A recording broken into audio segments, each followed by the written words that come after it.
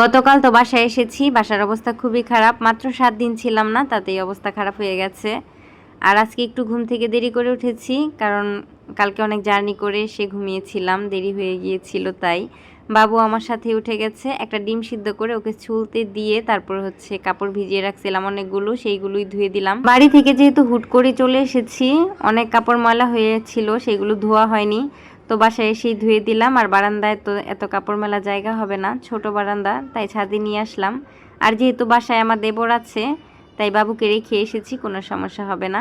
তো কাপড় মেলে দিয়ে তারপরে বাসায় গিয়ে চা করে নিয়েছি, আর সাথে রুটি একটু ভেজে নিয়েছি। সেগুলো দিয়েই সকালে নাস্তা করেছি, আর ঝটপট করে রান্না বসিয়ে দিলাম। আমার দেবর আবার চলে যাবে, ওকে আবার উঠিয়ে দিতে হবে, কারণ ও এই বাসায় প্রথম, এখনো পর্যন্ত আসেনি। এই যে দেখুন, তাড়াহুড়ার কাজ যেমন হয় আর কি। কড়াইটা গরম হওয়ার আগেই মাছগুলো দিয়ে দিয়েছিলাম, আর এখন মাছগুলো উল্টাতেই পারতেছি না। যাই হোক, একটু তাড়াহুড়ো করে এই রান্নাটা করতেছিলাম, এমনিতেই দেরি হয়ে গেছে, 12টা বেজে গেছে। বাবুর বাবা বারবার বলে গেছে যেন ওকে তাড়াতাড়ি উঠিয়ে দিই, সন্ধ্যার মধ্যে যেন বাড়িতে পৌঁছে যায় আর কি। ভাত আর ডাল তো সকালেই রান্না করা হয়েছে, গতকালকের মাংস ছিল, সেটা দিয়ে বাবুর বাবা খাবার নিয়ে গেছে। এখন শুধু পাবদা মাছটা রান্না করলেই হবে, আর তেমন কোনো কিছু রান্না করব না। ফ্রিজে তেমন সবজিও নেই কিছু। বাড়ি থেকে যে ধুন্দল নিয়ে আসছিলাম সেটা দিয়েই আর আলু দিয়ে পাবদা মাছ রান্না করতেছি। ভেবেছিলাম তো অনেকদিন থাকবো বাড়িতে, ফ্রিজ টিজ একদম ফাঁকা করে গিয়েছিলাম, তো এখন আবার সব কিছুই বাজার করতে হবে। তো এই রান্না করতে করতে আবার আমি স্নানও করেছি, ঘরটর গুছিয়ে নিয়েছি, বাবুকেও স্নান করিয়ে দিয়েছি। আর এখন এই যে দেবরকে খাবার দিয়ে দিলাম, ও খাওয়া দাওয়া করে তারপরে বের হবে। ওর সাথে বাইরে গিয়েছিলাম, তারপর ওকে বাসে উঠিয়ে দিয়ে আসার সময় আদা আর লবণ কিনে নিয়ে আসলাম।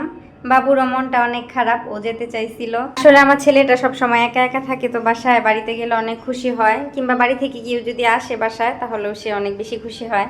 কিন্তু চলে গেলে খুবই খারাপ লাগে। ছাদে যে কাপড় দিয়েছিলাম সেটার কথা ভুলে গিয়েছিলাম, তো বাবুকে টিভি দিয়ে তারপর ঝটফট করে কাপড়গুলো নিয়ে গেলাম। আর তারপরে বাবুকে খেতে দিয়ে দিয়েছি। ভেবেছিলাম মাছ ভাজি করবো ওর জন্য, তবে পরে আর এনার্জি পাইলাম না। যাই হোক, পাঁপড় ভাজি করে দিয়েছি, পাঁপড়টা আমার ছেলে অনেক বেশি পছন্দ করে। ওকে দিয়ে তারপরে আমিও বসে গেছি খেতে। খাওয়া দাওয়া শেষ করে বাবুকে একটু ঘুম পাড়িয়ে দিব।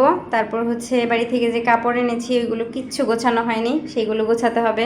তো সেইগুলো গোছাতে গোছাতে আবার বাবুর বাবাও চলে আসছে, আজকে একটু তাড়াতাড়ি চলে এসেছে, সাথে বাজারও করে নিয়ে এসেছে অনেকগুলো।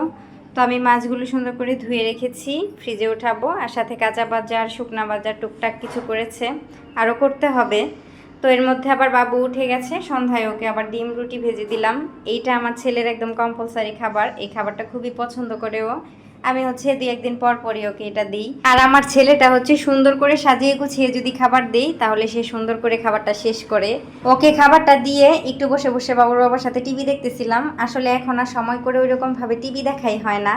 আর এর মধ্যে দেখি রাত 9টাও বেজে গেছে, রাতের খাবার খেতে হবে, তাই একটু মাছ ভাজি করতেছিলাম। আজকের ভিডিওটা এই পর্যন্তই। ভালো লাগলে চ্যানেলটিকে সাবস্ক্রাইব করে দিবেন।